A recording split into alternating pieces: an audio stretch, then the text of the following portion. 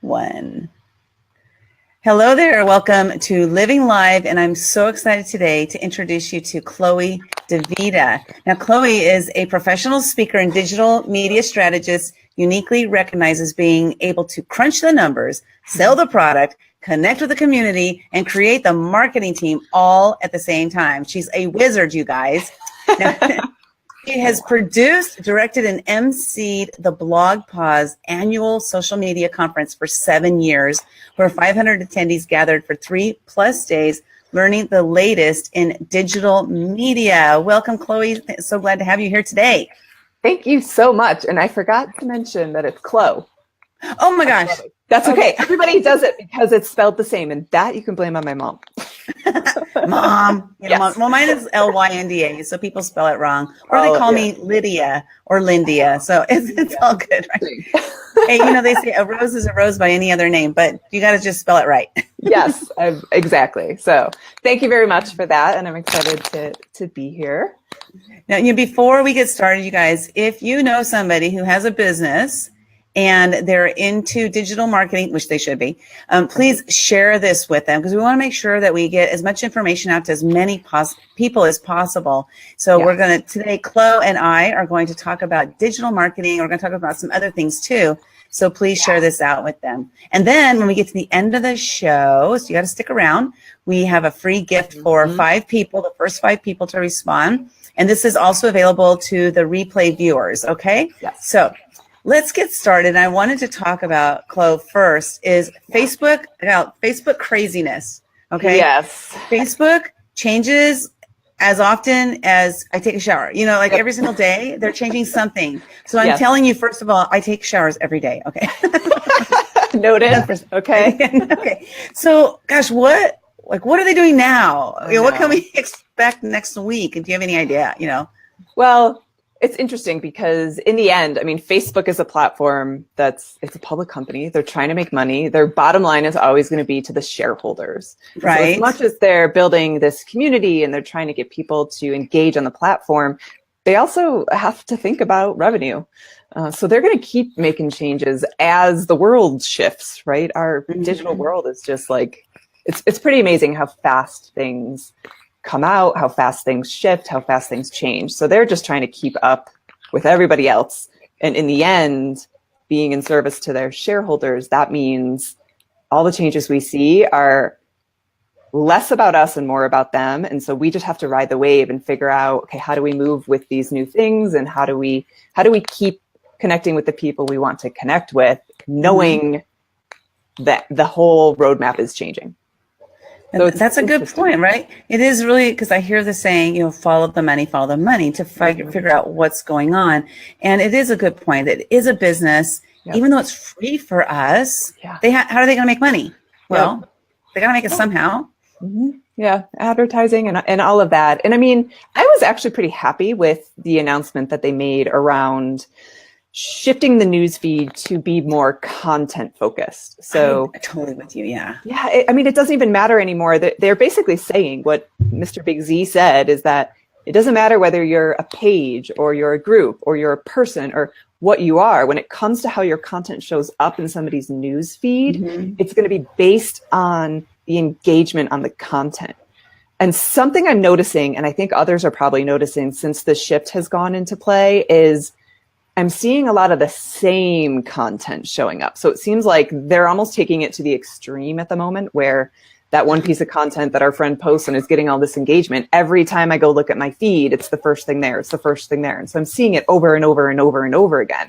So it's something I've noticed. And I think I've heard other people talking about it. I'm like, yep. So it feels like they shifted a little, they pulled the pendulum so far, they're going to have to find some sort of middle ground with it because there's a lot of people I used to engage with whose content I'm not seeing now.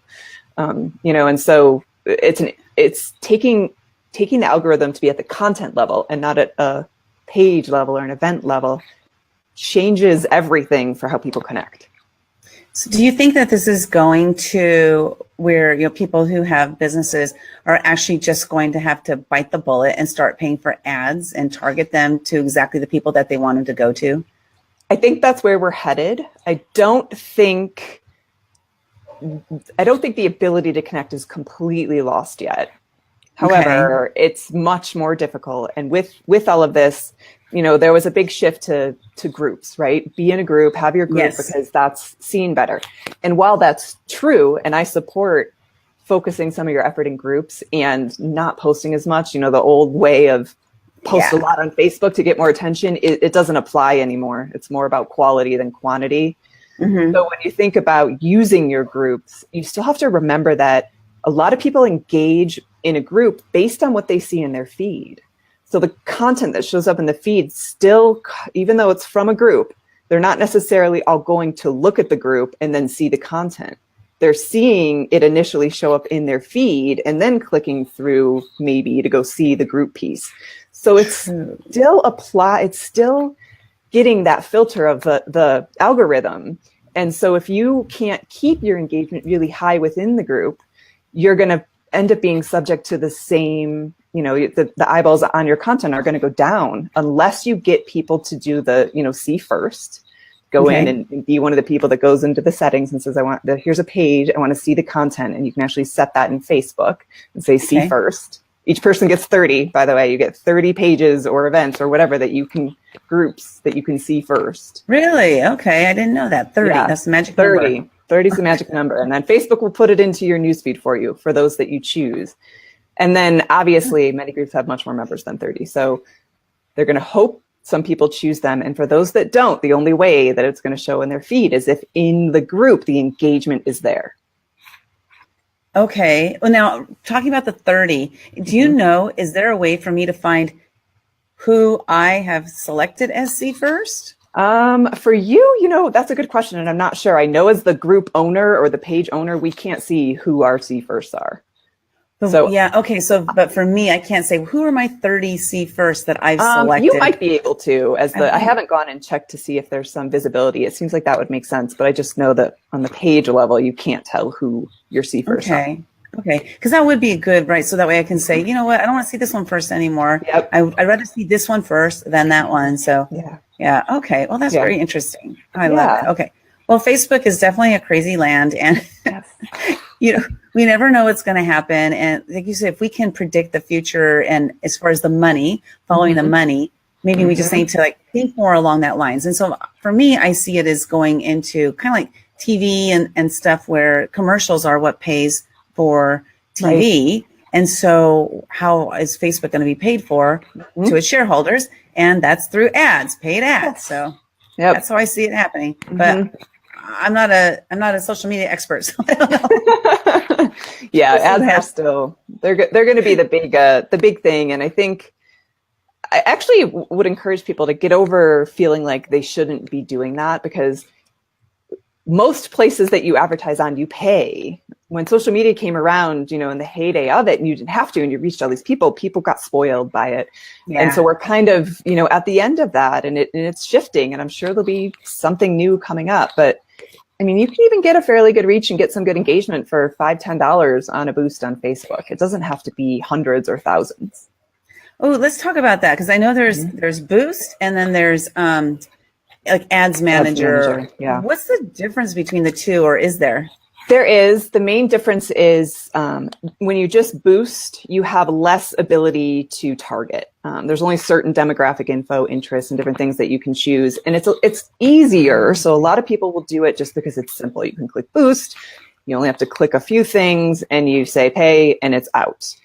If you want to get more specific with your targeting, if you want to have more options in the type of ad you're placing and all those things, you want to go use Ads Manager, because the abilities that it has are much more vast. It also can feel a little confusing for people who aren't used to it, because there's different levels. You have your ad level, your campaign level, you have all these different levels of things that you need to define. And I know I have a few friends who choose to boost just because they're not looking. They're doing smaller amounts. They're looking mostly to engage people who follow their page and keep that engagement up. And so they're just like, that's not my goal. My goal isn't to get all this new business and drive all this traffic. It's really just engagement. So they choose to boost because it's simpler. Simple.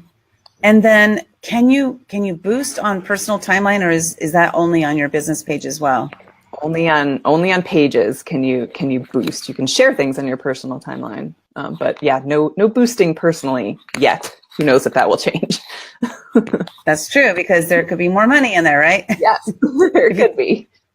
Yeah, totally. I could totally see people using their personal timeline and boosting from there. Why not? I mean, Yeah. that's, I seem to get much more engagement since they made the changes this last month or so. Whenever they made the changes, my page engagement is like virtually chunked and just dropped. And my personal timeline, I seem to get a lot more engagement, which is, I mean, I don't want it all to be there though, because I want to be able to have the opportunity to, boost something or put an ad on it. So I have this quandary in my head. What recommendation do you have for that? Well, and one of the things I would say that you were probably leveraging on your personal page is live streaming. I see you do a lot of live. Yeah. And that's one of the types of contents that gets engagement and thus drives the algorithm in your favor. And so this I know is on your business page, but some of your little tidbits you do, and those you might want to think about doing more on your business page. It might help generate more engagement, more views, and thus get you better placed within the algorithm that they use. Because live is something that so far is helping and seems to be benefiting people. Okay. So what would you say about, let's say, for example, because sometimes I'll go live on my personal page and sometimes on my business page. And I try to do only business stuff on my business page, whereas I do some business stuff on my personal page as well. It depends on what kind of engagement I want to have that day, or will want to see if it's impactful. So let's say, for example, I did a live on my personal page. And it got a lot of reactions or a lot of comments, and it seemed to be valuable. Would you recommend that I then download that and then upload it to my business page and maybe do a sponsored ad there? Or should I just go live on the same exact topic on my business page? So I would test that. If you've got really great content you made on your personal page and it was engaging, it'd be interesting to take that, load it as a video and boost it. Put $5 or $10 behind it and just see what kind of engagement it gets. And then at the same time, do a similar type live and boost that and see if that gets different engagement. Now, here's one caveat I'll say is I recently read, and this is new, that they're not allowing boosts behind live videos. I've boosted my lives before, but the current one I'm trying to do is held in review. And when I went to look at some of their, because as much as they announce changes, they don't announce all of them. And when I looked at the details of what you could boost, live video is now listed as something you couldn't boost. So I'm still waiting to see what happens. So that might answer the question for you, is you might have to, if you want to boost it at least, or, put some money behind it, you might have to do an actual video. But I would do both and see. Okay. I'll do that. I did one the other day and it was a really important message. I messed it up, but still, it was really good information, and it got a lot of comments from it. And so, but what I could do is I could make it more succinct. And because I was just kind of like rambling, because it wasn't my personal timeline. Like, I'm just going to be myself and just be like all rambly all over the place on my personal timeline. But so then I make it more succinct and put it on my business page maybe, or something like that. I don't know. So you just said that. Oh, go ahead. Well, I would say there is something to be said about being a little messy, especially when it's your personal brand, like rambling a little bit, because there's this piece that people relate to in that. It feels really real. It feels authentic. I believe one of the reasons people connect with live video is because you're seeing it in the moment. Even if you're watching it on a replay, it's like watching reality TV, like that happened in that moment. And she took that risk to just share it with no filters and no anything. Yeah. And it creates this humility and this connection with people. So as much as, you like to be clean and everything, and something like this that's more interview style, obviously we're a little bit more tuned in to, what the background looks like and how we appear. But if you're just going to go on the fly or in the moment and just share something, be less concerned about that and more concerned about connection, which it sounds like you're achieving. I think so. I'm still working on it, of course. Oh, I have another question about, so for example, my business, what I do is I help women break through different fears so that they can, generate more revenue and gain more confidence. And do you recommend that my business page only have things related to fear, or can they be things that are not really related to fear where I can maybe tie fear into them? I think the latter, because I think that when you're talking about something as personal and as vast as fear, there are so many little tangents in there that relate to whether it's how the fear, how you react to it, where it comes from, how it portrays itself in your life and in your business. I think there's a lot of things you can cover with that. And I don't think you even need to say fear in every single broadcast. That might be your connector. That might be sort of your through line in most of your content. But okay, the people that your clients, if you think about the conversations you have with them, I'm sure you also go off on tangents about other things that might be somewhat related to fear, but aren't really directly. Yeah, I go off on tangents all the time. Which makes it valuable. People still can learn from that. And it ends up being about trust. The more they trust you, the more they're going to be willing to share their fears and listen to your advice. Okay. I love that. Yeah. Boy, that's good, because I don't really know what I can share on there, very often. So this really opens the door to seeing the possibilities. So thank you so much. That's so awesome. Look forward to seeing. Yeah, me too. I wanted to talk about Blog Pause, as an event that you have been involved in for 7 years. And can you tell us what Blog Pause is? Where is it located? And what do you guys do? So, and interesting enough, I literally just left 2 months ago. However, I did it for so long. I'm always going to be a part of the Blog Pause community. I still love everything about Blog Pause. And I was, one of the co-founders, so I helped create it. So it's just one of those passion project type things. And I feel like we were able to make a really big difference, and that continues to make a difference. And Blog Pause is a community of pet-focused bloggers.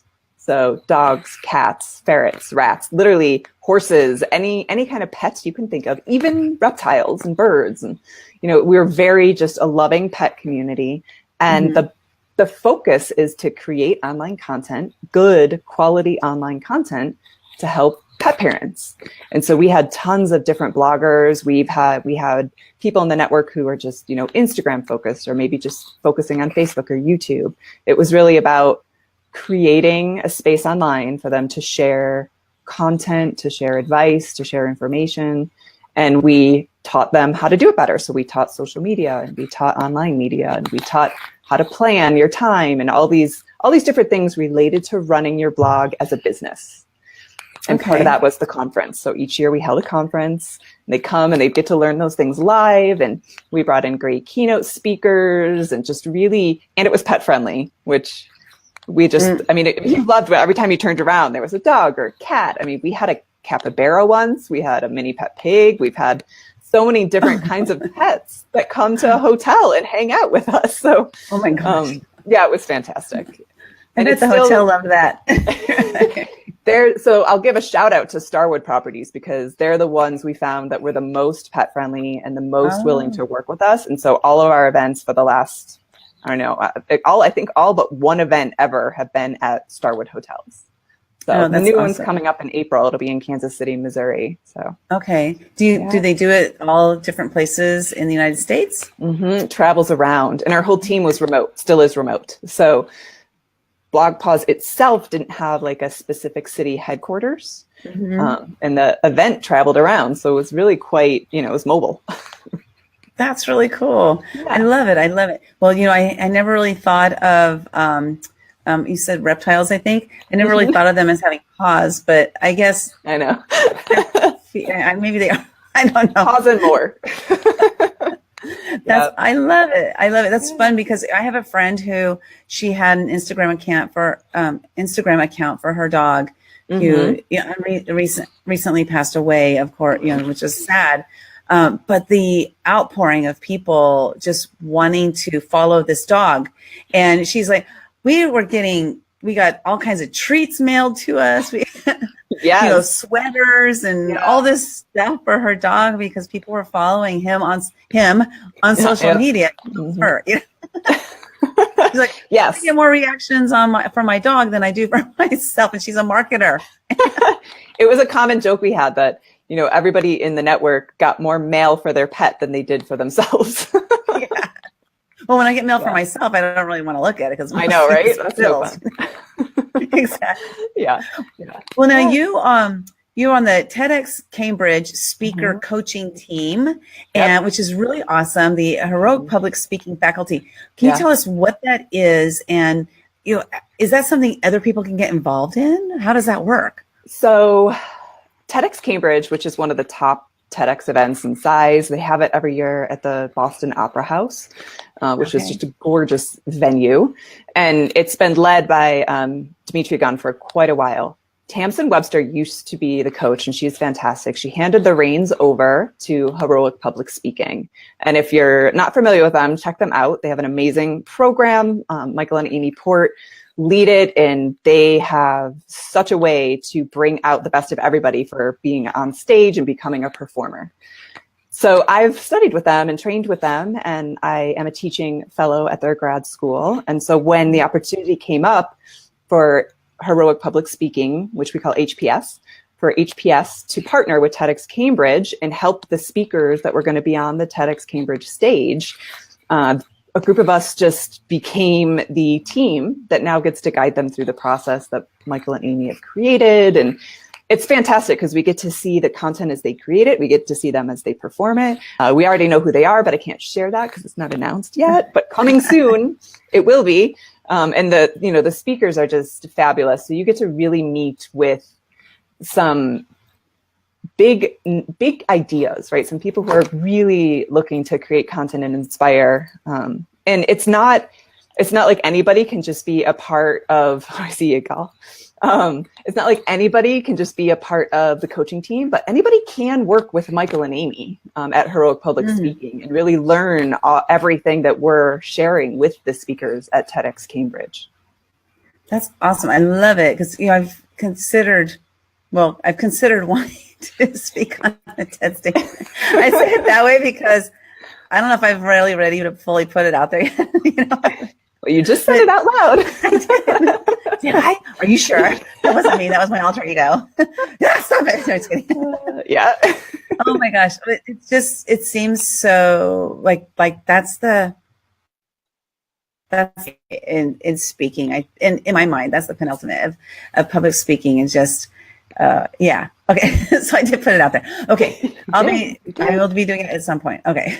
Check them out. They have a great event actually that is maybe a good starting point. They have HPS Live in Philly in September. Okay. Or actually, I think it's the end of September, beginning of October this year. And it's a good place to start because you learn a lot of what they teach. And you get to really see the world through the eyes of a performer and not the critic that we like to be internally. Yeah. Oh, that's good. Yeah. I don't need that person. Yeah. Disappear. Exactly. Okay. Right. Well, I want to thank, let's see, we've got Jimmy in here. Jimmy's in the house. I'm glad you did talk about fear the one time. Because I helped him face one of his fears and he went through it, and it's so awesome. That's and then great. Emma, thank you for being here. She says, great interview. And then you said Egal, right? HPS for life. Whoa. HPS for life. Egal and I did the HPS grad school together. Oh gosh, okay. It was 2 years ago, Egal. That's crazy. But yes, time flies. Time flies. It does. Well, you're going to be one of the speakers at Social Media Marketing World, which is coming up next month. Oh my gosh. It is. I cannot wait. And what are you going to be speaking about? So I'm actually there to be a track leader, and then I'll be doing some live video. So I should find you, and definitely we can maybe do one there together. And I've got a call coming up, so I'm going to learn more about exactly how I'll play that role. But I love it because you get to be an MC of each room. So I get to basically intro all the speakers. I get to engage with everybody in there, and I get to sort of own a room and engage with everybody. So I'm really looking forward to it. Okay, so you'll be assigned to a specific room, and then every speaker who comes in, you'll be the MC for them. Yep. Ooh, you got to live that. I know. I really need to. I'm working on that. I got to figure that out because it's gonna be a blast. Maybe that's one of the questions to ask. Can I live at least me presenting the speaker? Yeah. That would be cool. Because then it'd be like, sorry, you're not here. I know. Sorry, you're going to miss this. Yeah, it's going to be great. You got to come next year, right? You got a little teaser. Yeah, so I'm super excited. Well, I'm excited too. So I'm going to be, I call it a speaker wrangler. Maybe I shouldn't say it out loud. But, speaker wrangler, which I don't even know what that means because I've never done this before. Right. So I'm excited to find out too. But definitely we will hook up while we're there and we'll do some live videos together, maybe every day. I know there's going to be so much video going on, but it'll be great to share the experience with anybody who couldn't make it. Exactly. And so one of my goals while there is to interview as many speakers as possible, just to find out, all the information they have that they can share with us about social media. I mean, it's a whole social media. And I signed up for to be in rooms of products that I don't know anything about, so I can learn about them. Because first I thought, I should go into the live room, but I know about live. I don't need to be in there. So I want to share with my audience different things. And so, I don't know. I'm trying it. We'll see how it goes. We'll see if any fears show up while I'm there. I don't know. Yeah, I think that's a great plan.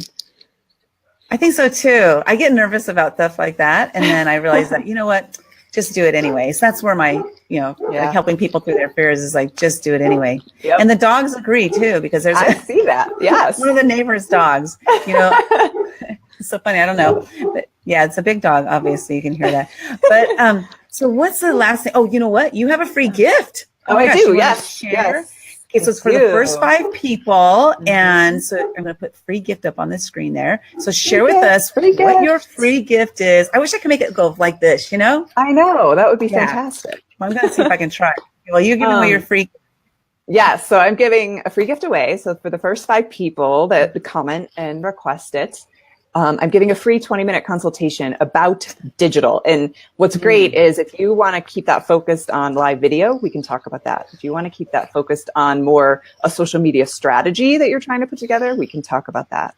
If you want to know more about Facebook and how to handle the latest algorithm, we can talk about that. So you get to pick the exact topic. That's awesome. And you get me for 20 minutes to hear what I have to say, and I'm happy to give you advice and send you on the way. So we want them to comment free gift below. Yes. And it has to be in the original video, which is on Living Live page, because this is being, I use Live Leap. And so this is in several groups, and this is on my personal timeline. So you guys, you have to click on, if you're watching this in a group, or if you're watching this on my personal timeline, you have to click on the very top where it says live video, and that will take you to the original video. Okay, so click in there. They'll take you to the original video, and then you comment with the words free gift. You get 20 minutes with Chloe. And here's the thing. Here's my recommendation for you. Before you get on a call with her, because you get 20 minutes, it's 20 minutes of laser focus. The way for you to take advantage of this is for you to go in knowing exactly what you want to learn. I've done calls like this where I jumped on a 20-minute call. I had no idea what I was doing, and I wasted my 20 minutes. It wasn't their 20 minutes that was wasted because, they were giving me their 20 minutes anyway, but I didn't take advantage of that 20 minutes. So I highly recommend you go focused on exactly what it is that you want to learn from her. So again, what is it? Live video, digital marketing, social media, Facebook. What social media platforms are your specialties? So I know a lot about Instagram. I know a lot about Facebook. I know a lot about Twitter. But I also, while I don't use YouTube a lot, or I don't use maybe Snapchat a lot, I have this sense of how you can use them in a strategy, even if it's not about the specific action within them. So if you wanted to talk about an overall strategy, like say you're going to an event and you're like, how can I leverage my social media at this event? We can talk about that, and I can share with you some things to try and do. Perfect. I love it. So comment, you guys, free gift below if you want the free gift. So, oh my gosh, thank you so much. I know you got to go. You have a call you got to hop on, but thank you so much for your time. I look forward to meeting you in person next month. End of this month, a couple weeks, really. End of this month. No, really? Yeah. Okay. It's February 6th, and I fly out on the 27th. So. Oh my gosh. Okay. Well, I look forward to seeing you there. And anybody else who is attending, come find us. We'll be somewhere. Yeah. And if you're not, there's still a chance. Check it out. That's right. Maybe we'll see you there. That's right. Social media marketing world. We will see you guys there. And Chloe, I look forward to meeting you. Thank you so much for this great, I love this great information that's sharing with people, and just keep up the great work, girl. Thank you. My pleasure. And great to get to know you better. And take her advice. If you take the free gift, that was excellent advice from Linda. So take it. Thank you. Yeah, I've wasted my time and and I kick myself. So don't kick yourself. Yeah. Go in there knowing what you want and then take full advantage of that. Okay. Exactly. All right. Thank you. Have a great day. We'll see you soon. Bye-bye.